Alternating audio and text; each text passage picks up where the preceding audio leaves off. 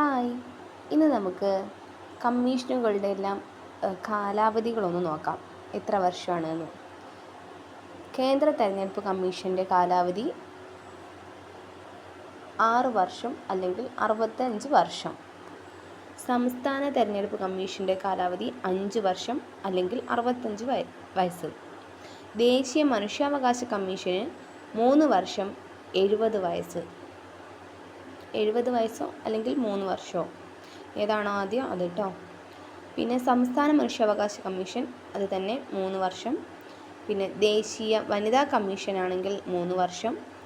സംസ്ഥാന വനിതാ കമ്മീഷൻ ആണെങ്കിൽ 5 വർഷം. അവിടെ മാത്രമേ നമുക്കൊരു വ്യത്യാസം വരുന്നുള്ളൂ കേട്ടോ. പിന്നെ വരുന്നത് ദേശീയ ന്യൂനപക്ഷ കമ്മീഷനാണ്. ന്യൂനപക്ഷ കമ്മീഷന് 3 വർഷം. സംസ്ഥാന ന്യൂനപക്ഷ കമ്മീഷന് 3 വർഷം.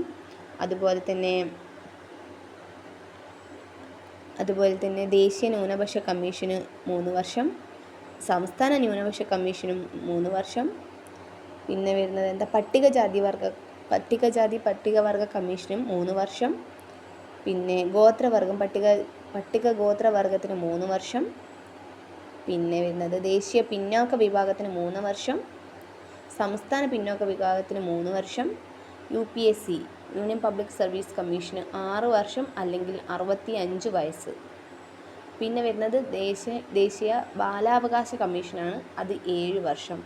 ഇതിൽ ടോട്ടൽ മൊത്തം നോക്കുകയാണെങ്കിൽ മൊത്തത്തിലുള്ളതിൽ വരുമ്പോൾ 3 വർഷമാണ്. പിന്നെ അതിൽ വ്യത്യാസം വരുന്നത് ഒന്ന് ദേശീയ തെരഞ്ഞെടുപ്പ് കമ്മീഷനും അതുപോലെ സംസ്ഥാന തെരഞ്ഞെടുപ്പ് കമ്മീഷനും.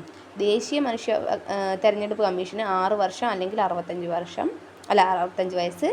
സംസ്ഥാനമാകുമ്പോൾ 5 വർഷം അല്ലെങ്കിൽ 65 വയസ്സ്. അതുപോലെ വേറെ ഒന്ന് വരുന്നത് യൂണിയൻ പബ്ലിക് സർവീസ് കമ്മീഷനാണ്. അത് എത്രയാണ്? 6 വർഷം അല്ലെങ്കിൽ 65 വയസ്സ്. അതുപോലെ തന്നെ സംസ്ഥാന വനിതാ കമ്മീഷൻ്റെത് വരുമ്പോഴും അങ്ങനെയാണ്, 5 വർഷം കേട്ടോ.